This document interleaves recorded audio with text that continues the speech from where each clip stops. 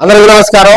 రేపల్లి వైసీపీకి కొత్త బాసు రానున్నారు. ఇప్పటి వరకు వైసీపీ సమన్వయకర్తగా కొనసాగుతున్నటువంటి మరి ఇప్పుడు గణేష్ స్థానంలో కూడా మనకు పీఠా నాగమోహన్ గారు వైసీపీలో యాక్టివ్ గా కూడా పనిచేయడానికి ఆయన్ను ఒక 2 రోజుల్లో కూడా రేపల్లె వైసీపీ సమన్వయకర్తగా కూడా ఆయన అనౌన్స్ చేసేందుకు కూడా వైసీపీ అధిష్టానం సీరియస్ గా దానిపై కసరత్తు చేస్తా ఉంది. ఇప్పటికే రేపల్లె రాజకీయాల్లో వైసీపీకి 2024లో తగిలిన దెబ్బ ఇంకా కోలుకోలేని పరిస్థితి.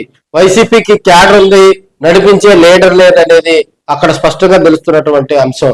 డాక్టర్ ఈపూర్ గణేష్ గారు అడపదడప మాత్రమే వైసీపీ కార్యక్రమాల్లో పాల్గొనటం, అక్కడ వైసీపీ ఏ కార్యక్రమం చేపట్టినా క్యాడర్ వస్తున్నా కూడా వాళ్ళకి సమన్వయం చేసుకునే లీడర్ లేకపోవటం, ఈ విషయాలన్నీ అధిష్టానం దృష్టికి తీసుకెళ్తుంటో మరి కొత్త లీడర్ గా కూడా నాగమోహన్ గారిని తీసుకొచ్చే పనిలో పడ్డారు. మరి ఒక 2 రోజుల్లో అఫీషియల్ గా అనౌన్స్ చేసి భారీ కార్యక్రమంతో కూడా ఆయన బాధ్యతలు తీసుకుంటారని తెలుస్తా ఉంది. అదేవిధంగా రేపల్లె 3 సార్లు అనగాని సత్యప్రసాద్ గారు వరుసగా కూడా 3 సార్లు 14, 2014, 2019, 2024 ఎన్నికల్లో కూడా ఆయన గెలుపొందడం జరిగింది. 2024లో గెలిచిన తర్వాత ఒక బీసీ సామాజిక వర్గానికి సంబంధించిన వ్యక్తికి మరి కూటమి ప్రభుత్వం కూడా ఆయనకు రెవెన్యూ శాఖ కట్టబెట్టడం జరిగింది. ఇప్పుడున్న పరిస్థితుల్లో అటు అద్దంకి కాన్స్టిట్యున్సీ, బాపట్ల జిల్లాలో ఉన్నటువంటి అటు రేపల్లె గాని ఇటు అద్దంకి గాని ఇరువురు కూడా బాపట్ల జిల్లాలో ఉన్నటువంటి రేపల్లె కాన్స్టిట్యున్సీలో అనగాని సత్యప్రసాద్ కు కూటమి ప్రభుత్వం అత్యధిక ప్రయారిటీ కూడా ఇవ్వడం జరిగింది.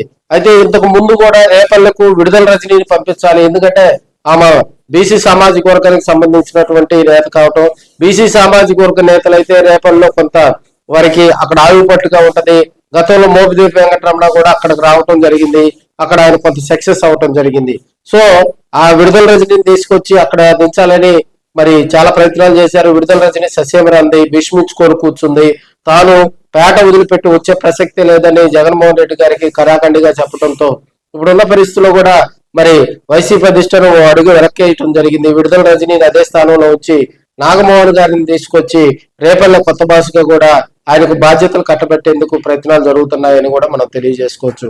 ఏదైనా రాజకీయాల్లో ఒక లీడర్ పనిచేయకపోతే జగన్మోహన్ రెడ్డి గారు వెనువెంటనే ఉద్వాసన పలికి ఆయన స్థానంలో కొత్త సమన్వయకర్తను తీసుకొచ్చేందుకు కూడా కృషి చేస్తున్నారని తెలుసుకోవచ్చు. మన అద్దంకి కాన్స్టిట్యున్సీలో కూడా మరి హనుమరెడ్డిని తప్పించి డాక్టర్ చింతలపూడి అశోక్ కుమార్ ని తీసుకురావడంలో కూడా, ఎందుకంటే ఇప్పుడు ఉన్నటువంటి పరిస్థితుల్లో దాదాపుగా 2024 ఎన్నికలు జరిగి 2 సంవత్సరాలు గడుస్తున్న వేళ, వైసీపీ ఇప్పుడిప్పుడే పుంజుకుంటున్న వేళ, గ్రామాల్లో ఉన్నటువంటి పాత వైసీపీ స్నేపర్ సెల్స్ మళ్ళీ యాక్టివ్ అవుతున్న వేళ లీడర్ లేకపోతే అక్కడ కొంత ఇబ్బందికర పరిస్థితులు వస్తాయని జగన్మోహన్ రెడ్డి గారు ముందుగానే గ్రహించినట్టు తెలుస్తుంది.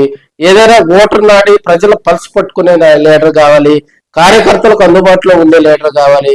వైసీపీ చేపట్టే కార్యక్రమాలను ప్రజల్లోకి తీసుకెళ్లేటువంటి లీడర్ల కోసం అన్వేషిస్తా ఉన్నారు.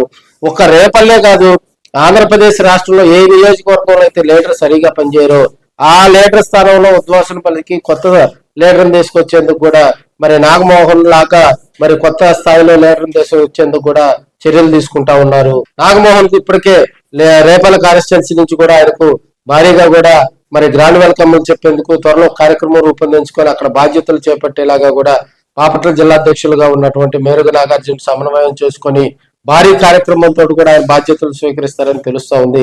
ఏదేమైనా రేపలకు కొత్త బాసు రావటం, రాబోయే రోజులు అక్కడ వైసీపీకి మంచి రోజులు వస్తాయని కూడా రాజకీయంగా చర్చ నడుస్తుంది. చూశారు కదా ఫ్రెండ్స్, ఈ వీడియోకి సంబంధించి మీకు ఏదన్నా మరి మీకు సలహాలు, సూచనలు, సందేహాలు కనుకుంటే స్పష్టంగా కూడా నాకు కామెంట్ రూపంలో తెలియజేయండి. నా నెంబర్ కూడా మీకు డిస్క్రిప్షన్ లో ఉందని కూడా తెలియజేసుకుంటా ఉన్నాం.